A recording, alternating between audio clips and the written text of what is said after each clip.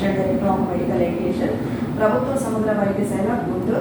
So మరి corona అనేది ఇంతకుముందు చూసుకున్నట్లయితే వేరియంట్ ఎలా ఉందో మీ అందరికీ తెలుసు. ప్రజెంట్ మన జీజీహెచ్ అంటే అన్ని సౌకర్యాలతో మెడికల్ పరంగా ముందంజలో ఉన్నందుకు మనందరం గర్విస్తున్నాము. సో ఎంత విపత్తు వచ్చినా కానీ తట్టుకోని విధంగా ఎలా ప్రిపేర్నెస్గా ఉన్నాము అనేది సూపరింటెండెంట్ గారి మాటల్లో మనం తెలుసుకుందాము. డాక్టర్ గారు నమస్తే అండి. నమస్తే అండి. చెప్పండి సార్, మరి ఇప్పుడు వస్తున్నటువంటి కరోనా సంబంధించి లక్షణాలు ఎలా ఉన్నాయి, గతంతో పోల్చుకుంటే మనం ఎలా ప్రిపేర్డ్గా ఉన్నాము? Government general hospital Guntur superintendent doctor Ramana association మాట్లాడుతున్నాను. గత 10 రోజులుగా ఈ కోవిడ్ గురించి అలర్ట్నెస్ మనకి గవర్నమెంట్ ఆఫ్ ఆంధ్రప్రదేశ్ అట్లా గవర్నమెంట్ ఆఫ్ ఇండియా కూడా ఇచ్చింది. ఇప్పుడు రేడియో రంజన్ 90.4 FMకి శ్రోతలకి మా జీజీహెచ్లో ఎలా ఈ కోవిడ్ ప్రిపేర్నెస్ ఉంది, మేము ఏం చేస్తున్నాము, ఏం జాగ్రత్తలు తీసుకున్నాం, ప్రజలు ఏం జాగ్రత్తలు తీసుకోవాలి, ఇలాంటివన్నీ కూడా చెప్పడానికి మేము ముందుకు వచ్చాను. శ్రోతలకు నమస్కారం. కోవిడ్ 2020లో వచ్చినప్పుడు ఎంతోమంది ప్రాణాలు కోల్పోయినప్పుడు గవర్నమెంట్ జనరల్ హాస్పిటల్ వాళ్ళందరికీ కూడా ఒక ఆరోగ్య ప్రధానిగా, ఒక ప్రాణ ప్రధానిగా నిలిచింది. మళ్ళీ కోవిడ్ వచ్చినప్పుడు అందరి దృష్టి మా వైపు పడింది. గవర్నమెంట్ జనరల్ హాస్పిటల్లో కోవిడ్కి సంబంధించి నేను వచ్చిన తర్వాత ఒక సెపరేట్ ఐసీయూ రెడీ చేశాను. అది క్యాజువాలిటీ దగ్గరే ఉంటుంది.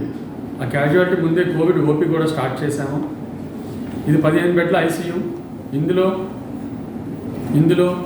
ఆక్సిజన్ ఉంటుంది, ఆక్సిజన్ కాన్సన్ట్రేటర్స్ ఉంటాయి.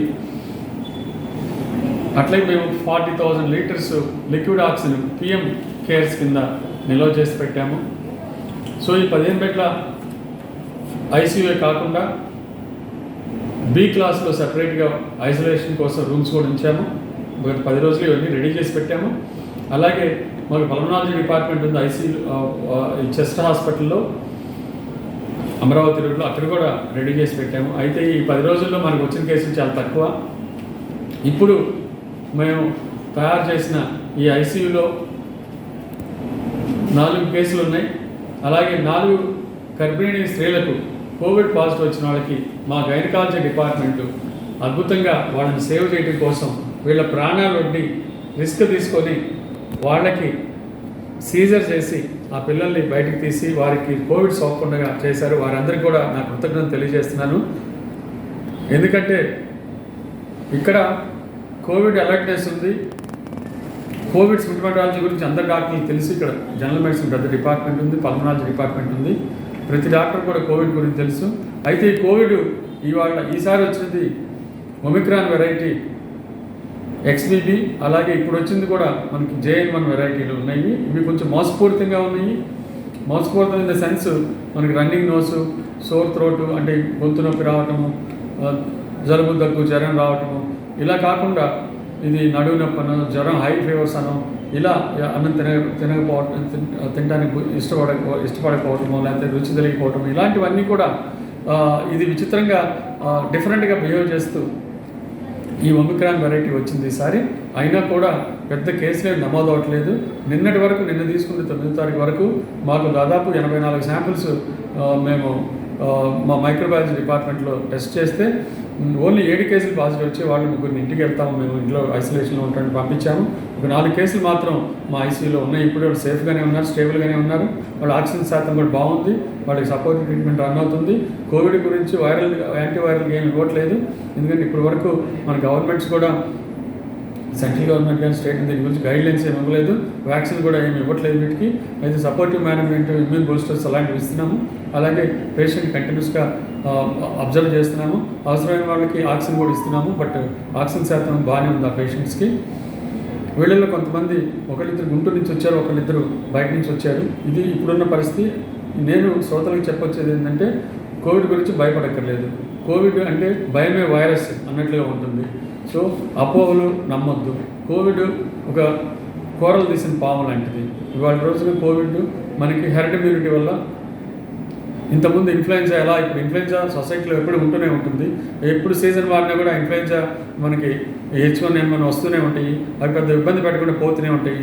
అయితే H1N1 లాగానే ఈ కోవిడ్ కూడా ఇవాళ రోజున చిన్నపిల్లల్లోనూ కోమార్బిడ్ కండిషన్స్ ఉన్న వాళ్ళలోనూ పెద్దవాళ్ళలోనూ ఇబ్బంది పెడుతుంది. అంటే 60 ఏళ్ళు 65 ఏళ్ళు దాటిన వాళ్ళలో కోమార్బిడ్ కండిషన్స్ అంటే బీపీ, షుగర్లు ఉండటము, హార్ట్ ప్రాబ్లమ్స్ ఉండటము, డయాలసిస్ పేషెంట్స్, క్యాన్సర్ ఉండటము, హెచ్ఐవి పేషెంట్స్, ఇలా వీళ్ళకి అది ఇబ్బంది పెడుతుంది. కాబట్టి మనము సమాజంలో ఈ చిన్నపిల్లల్ని, పెద్దవాళ్ళని, కోమార్బిడ్ కండిషన్ ఉన్న వాళ్ళని జాగ్రత్తగా చూసుకోవడం, వాళ్ళ దగ్గరికి వెళ్ళి ఇప్పుడు మాస్క్ పెట్టుకోవటం, ఇంట్లో ఐసోలేషన్లో ఉంచడము, కనీసం 1.2 మీటర్స్ సేఫ్ డిస్టెన్స్ మెయింటైన్ చేయటము, ఫ్రీక్వెంట్గా చేతులు కడుక్కోవటము, ఇలాంటివి ఇంతకుముందు చెప్పినవేను చేస్తే మంచిగా ఉంటుంది. ఎవరికైనా జలుబు, దగ్గు లక్షణాలు, లేకపోతే తెలియని జ్వరం తగ్గకుండా ఒళ్ళంత నొప్పులు ఉంటాయి, ఇలాంటివి ఉన్నప్పుడు కనీసం కొంచెము మాస్క్ పెట్టుకొని ఇంట్లో పెద్దవాళ్ళకి, చిన్నపిల్లలకి దూరంగా ఉంటే 2-3 రోజులు తగ్గిపోతుంది. మీకు భయంగా ఉంటే గవర్నమెంట్ జనరల్ హాస్పిటల్కి వచ్చి మా దగ్గర ఇక్కడ అన్ని టెస్టులు ఉన్నాయి, ర్యాపిడ్ టెస్ట్ ఉంది, ఆర్టీపీసీఆర్ ఉంది, మీకు ఏం కావాలని ఇక్కడ చేసి పెట్టడానికి మేము ఉన్నాము.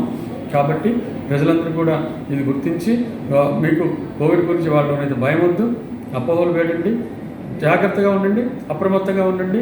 మీకు ఏమన్నా ఏమాత్రం అనుమానం ఉన్నా భయమే వైరస్ అని చెప్తున్నా భయపడద్దు, మీరు మా దగ్గరికి రండి, మేము ఇక్కడ అన్నీ ఉన్నాయి, మీకు ఏం కావాలో సౌకర్యాలు. ఎందుకంటే గవర్నమెంట్ ఈ గవర్నమెంట్ జనరల్ హాస్పిటల్ రాజధాని ప్రాంతంలో ఉంది. ఇక్కడ 30 డిపార్ట్మెంట్లు పనిచేస్తాయి. అన్ని డిపార్ట్మెంట్లో ఈ కోవిడ్ రావచ్చు ఒక్కొక్కసారి. ఏ డిపార్ట్మెంట్ చెప్పాను కదా, ఇప్పుడు ఆబ్స్ట్రిక్స్ గైనిక్లో వచ్చింది పేషెంట్స్, అలాగే ఇక్కడ న్యూరాలజీ దగ్గర ఒక పేషెంట్ వచ్చాడు, అలాగే చెస్టిస్ దగ్గర పేషెంట్ వచ్చాడు. ఇలా ఏ డిపార్ట్మెంట్లో అయినా పేషెంట్ రావచ్చు. కింద సంవత్సరం అయితే మేము ఆర్థోపెడిక్స్లో ఫ్రాక్చర్ కేసులకి ఊరికి కోవిడ్ టెస్ట్ చేసి జ్వరం వస్తుంది తగ్గట్లేదంటే కోవిడ్ పాజిటివ్ వచ్చింది.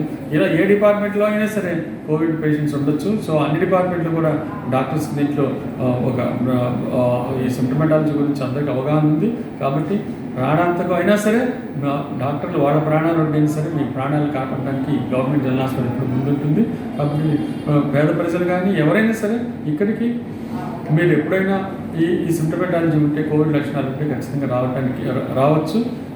అయితే మనకి ఇవాళ రోజున కోవిడ్ మనం చూస్తున్నాం, దేశం మొత్తం మీద కూడా కొన్ని కేసులు ఈ కోమార్బిడ్ కండిషన్ ఉన్న కేసులే కొన్ని ప్రాణాంతకమైనవి. కానీ మిగతా చోట్లంతా కూడా అది సమసిపోయింది. కేరళ కానీ, తమిళనాడు కానీ, మన డిస్టెంట్ స్టేట్స్ అన్నింటిలో కూడా వచ్చింది. అక్కడ కూడా పెద్ద ఉధృతంగా ఏం లేదు. మనకు కూడా 10 రోజుల నుంచి మేము ఎదురు చూస్తున్నా కూడా మనకి దాదాపు చాలా తక్కువ కేసులు వచ్చాయి. కాబట్టి భయపడద్దు, భయమే వైరస్గా ఎరిగి మీరు అప్రమత్తంగా ఉండండి. ఏమాత్రం డౌట్ ఉన్నా సరే మా దగ్గరికి రండి. Thank you sir. సెకండ్ వేవ్లో మనం ఆక్సిజన్ చాలామంది పేషెంట్స్ క్రిటికల్ సిచ్యుయేషన్ అప్పుడు మన తెలియక మన ప్రిపేర్నెస్ లేక ఉన్నాము. అలాంటి సిచ్యుయేషన్ మారిందంటారు ఇప్పుడు మన జిల్లా. ఇప్పుడు అంటే కోవిడే నేను చెప్పాను కదా, హెర్డ్ ఇమ్యూనిటీ రావటం వల్ల, చాలా మ్యూటేషన్ చెందటం వల్ల అది ఇప్పుడు అంత అగ్రెసివ్గా లేదు. అందుకే మనం రాగానే అన్నీ కూడా మనం సాట్స్ చూస్తాం, ఆక్సిజన్ సాచురేషన్ చూస్తాం. దాని ప్రిపేర్నెస్గా మనకి ఆక్సిజన్ అంతకుముందు ఫస్ట్ వచ్చినప్పుడు మనకి ఎంత 40,000 లీటర్స్ ఎప్పుడు పెట్టుకోలేదు. మన దగ్గర ఆక్సిజన్ కాన్సన్ట్రేటర్స్ లేకపోతే సెంట్రల్ ఆక్సిజన్ ఎక్కడో కొంచెం ఉండేది. సిలిండర్స్, బల్క్ సిలిండర్స్ అక్కడ పెట్టుకునేవారు. ఇవాళ రోజున ఎక్కడ ఏ పేషెంట్ వచ్చినా సరే ఆక్సిజన్ అందక లేకపోతే ఆక్సిజన్ సరిపోక పేషెంట్స్ చనిపోవడం జరగకూడదు. ఎందుకంటే కోవిడ్ గురించి మేము పూర్తిగా తెలుసుకొని ఉన్నాం. అప్పుడు కోవిడ్ గురించి తెలియదు మనకి. ఇప్పుడు కోవిడ్ గురించి బాగా రీసెర్చ్ జరిగింది.